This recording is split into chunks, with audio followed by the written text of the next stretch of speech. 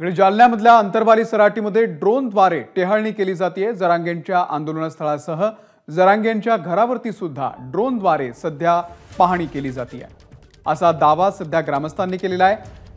मागच्या आठवड्यामध्ये जायकवाडी धरणावरती देखील अशीच ड्रोन कॅमेराची टेहळणी झाल्याचं निदर्शनास आलेलं होतं।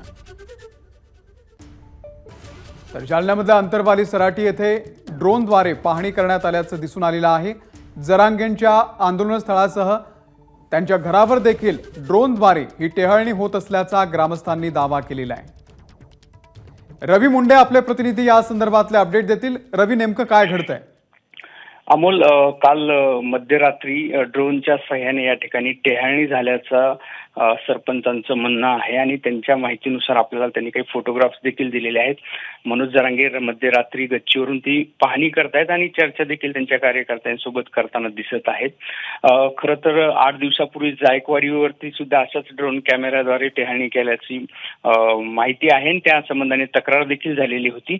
मात्र त्याचाही गुन्हा अजून निष्पन्न झालेला नाहीये आणि अशा प्रकारे त्याच रेंजमध्ये हे सगळा व्ह्यू आहे। कारण अंतरवाली सराटीच्या पलीकडे एक 2 गाव सोड वगळता पैठण लागतं, पैठणचं धरण लागतं आणि हा प्रकार त्याशी संबंधित आहे का हे पाहणं महत्वाचं आहे। पोलिसांशी ग्रामस्थांनी चर्चा केली आहे, त्यांना याची तोंडी तक्रार देखील दिलेली आहे। त्या अनुषंगाने आज पोलीस पाहणी करू शकतात, माहिती घेऊ शकतात।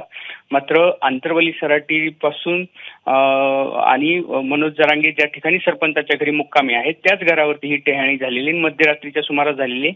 काही ग्रामस्थांच्या मते 4 दिवसापूर्वी देखील अशाच प्रकारचे ड्रोन कॅमेरे या अंतरवली सराटीच्या गावावरून फिरलेले आहेत।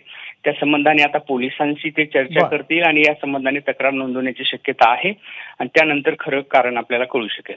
निश्चित धन्यवाद रवी दिलेल्या या माहितीबद्दल। एबीपी माझा, उघडा डोळे बघा नीट।